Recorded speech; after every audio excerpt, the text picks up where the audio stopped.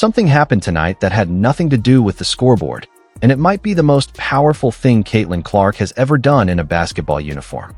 Inside a private league office, far from any camera, one sentence from her set off a reaction so intense that reports say television executives have been dodging calls ever since. And the wild part, she said it right after another record-breaking night, with a Player of the Week trophy still fresh in her hands. That single moment is why insiders claim league officials haven't slept properly in days. The broadcast cut away fast that night, almost too fast, and there's a reason for that. You need to hear the full story. Before we dive in, understand this. What you're about to hear was meant to stay locked away. There's one specific detail buried in this story, tied to a phone call, a warning, and a dollar figure big enough to shake up every broadcast deal in women's basketball, that certain powerful people wanted to disappear quietly. I'm going to break it down step by step, but I'm holding the biggest bombshell for later, because once it lands, you'll finally understand why the whole WNBA is on edge right now. Stick around till the end, because every second of this story builds toward that moment. Let's rewind to what should have been a pure victory lap for Clark. Reports from the Associated Press and Indiana's own team release confirmed she was named Player of the Week after a stretch where she averaged close to 25 points a game, nearly 8 assists, and better than 2 rebounds a night, while knocking down over 43% of her shots. In one game alone, she exploded for a franchise-best 45 points, and she became the very first player in the history of the league to post a 40-point, 10-assist stat line in a single outing. Not the first this year. Not the first in a decade. The first one ever recorded. Her squad was rolling during that stretch, and the highlight reels from those games are the type coaches will still be pulling up for their players 2 decades from now. Threes falling with a hand in her face. Passes threading needle after needle through packed defenses. Full-speed hustle for loose balls with the clock running out. In her own words afterward, when shots weren't dropping, she simply refused to fold, planted her feet, and found another way to help her squad win. That should have been the whole headline this week. Instead, something brewing behind the curtain flipped the entire story into a standoff nobody saw coming. Here's where things get tangled. Sophie Cunningham, Clark's teammate, a gritty, fearless defender currently shooting one of the best three-point percentages of her career, suddenly became the center of a controversy that had nothing to do with anything she did on the hardwood. You've probably already seen the clip. Everyone has. After a physical scuffle where she stood up for her teammate, Cunningham threw a pointing gesture that instantly blew up across the internet. Millions of views. Endless reposts. It turned into one of the signature images of the entire season. Fans loved it. Merchandise companies saw dollar signs. Business reporters were calling it a licensing goldmine. Then the players' union stepped in. According to veteran sports business reporter Darren Rovell, someone with decades of credibility in this exact space, the WNBA Players Association told its licensing partners they were not allowed to profit off that image, reportedly labeling the gesture as inappropriate. Front Office Sports later backed up the reporting, and notably, the union never denied it. Because of that, major partners including 2K, Panini, Lids, and Breaking Tea were, according to those reports, effectively locked out of ever producing merchandise around one of the year's most viral moments. Sit with that for a second. The single most shareable, most in-demand image of the entire season shelved. Not because of a legal issue. Not because a sponsor complained. Simply because a committee decided it wasn't the right kind of image to sell. And it didn't end there. When the league revealed its all-star three-point contest lineup, Cunningham, despite putting up career-best shooting numbers from deep, one of the most efficient long-range shooters in the whole league this year, wasn't invited. Clark, on the other hand, turned down her own invite. And in a twist that shocked analysts everywhere, not a single Fever player made the field. 0. From the team pulling the biggest television numbers in the entire league. Cunningham handled the snub gracefully in public. She smiled, posted online, and moved forward. But behind closed doors, people close to that locker room were reportedly livid. And one person in particular was quietly taking notes on everything: the licensing freeze, the all-star snub, the whole pattern, and thinking hard about what she was willing to do about it. Now let's talk numbers, because this is where things get truly staggering. To understand why what came next mattered so much, you have to understand the money behind it. Clark's games have generated the biggest audiences this league has ever seen. Sports Media Watch and Yahoo Sports both reported that a July matchup against Las Vegas became the most watched game of the entire 2026 season, peaking at 2.8 million viewers. A separate nationally televised game averaged 1.7 million. Even her comeback game after a brief injury absence pulled in over 1 million viewers combined across 2 networks, a record for that broadcast window. League-wide viewership has climbed more than 20% compared to last year, and multiple independent breakdowns keep pointing back to her team's broadcasts as the biggest driver of that surge. Here's what really keeps network executives up at night. When she's on the floor, the numbers skyrocket. When she's not, they don't just dip, they fall off a cliff. Advertising slots on her team's games have been sold at premium rates built entirely around those Clark-fueled audiences.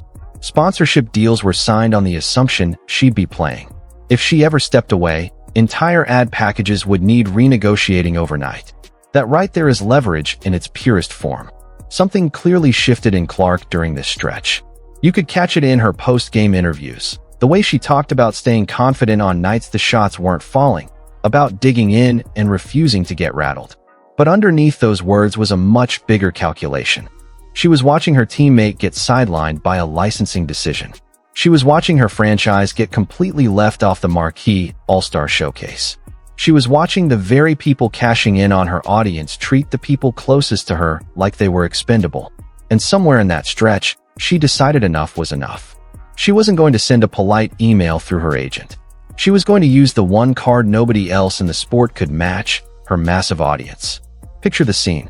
Late at night, inside a conference room where big broadcast contracts get signed and small player complaints usually get buried. Into that room walks the most valuable player in the sport, and she lays out one simple choice. Fix the situation with Cunningham. Undo the licensing block. Explain why the Fever were shut out of the All-Star weekend.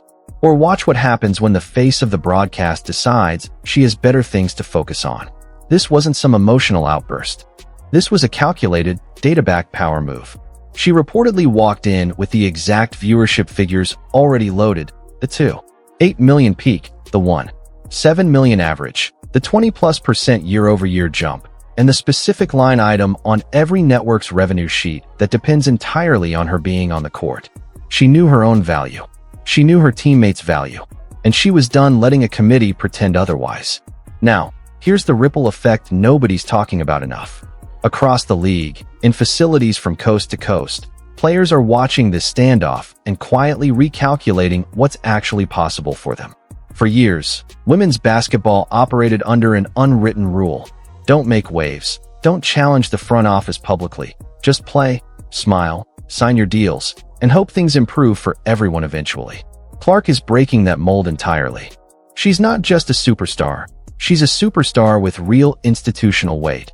And the fact that she's spending that weight defending a teammate's marketable moment rather than chasing a bigger deal for herself is being read across the sport as a total reshuffling of the power structure. Veteran players who spent careers staying quiet are reportedly texting each other about it. Rookies are taking mental notes from the bench. Agents who used to tell clients to stay silent are starting to wonder if that advice even applies anymore. Watch the sports panels this week and you'll see analysts who spent years insisting her audience numbers were just normal league growth, that any rising star would have pulled the same crowds, visibly struggling to hold that argument together. Because the second she spoke up for Cunningham, the public reaction exploded in a way no marketing team could ever fake. Comment sections flooded.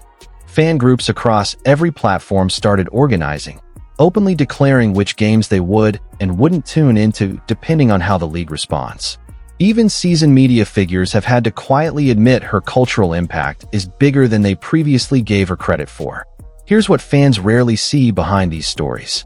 When something like this breaks, the first phone calls aren't to journalists, they're to sponsors.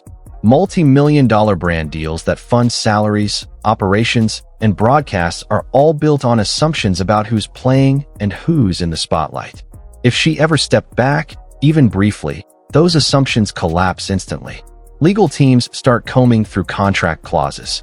Ad sales teams scramble to explain to clients why the audience they paid for suddenly isn't there. And every network that built an expanded deal around her presence starts calling the league looking for answers. Sponsors don't care about internal union politics. They care about eyeballs on screens, and right now the overwhelming majority of those eyeballs belong to fans who came for her and stayed for the entire team around her, Sophie Cunningham included. Walk through any major sports comment section right now and the message is loud and unified. Treat these players right, or lose the audience completely. Some of the biggest fan communities in the sport have already said they'll boycott specific games and merchandise lines if the licensing freeze on Cunningham's image isn't reversed. That's not just internet noise. That's a real, coordinated financial threat aimed straight at the revenue engine of the league. And now, the detail I promised you at the start. The most damaging part of this entire situation for league officials isn't what Clark said behind those doors. It's what she proved. She proved, in one single stretch of games, that her presence on the court is directly tied to a television audience that peaked at 2.8 million, the highest of the entire season. She proved her return from injury alone spiked ratings to record levels. She proved that every downstream dollar, advertising, sponsorship, jersey sales, ticket resale, moves in lockstep with her. And here's the part nobody in charge wants said out loud. The league needs her far more than she needs the league. That's not opinion. That's simple math. And the moment she showed she was willing to use that leverage for someone else, not herself, the entire balance of power in women's professional basketball shifted for good. So what happens now? Maybe the union quietly reverses its stance on Cunningham's image. Maybe the league admits its all-star selection process needs a serious review. Maybe front offices finally start treating their biggest stars as partners instead of employees to be managed.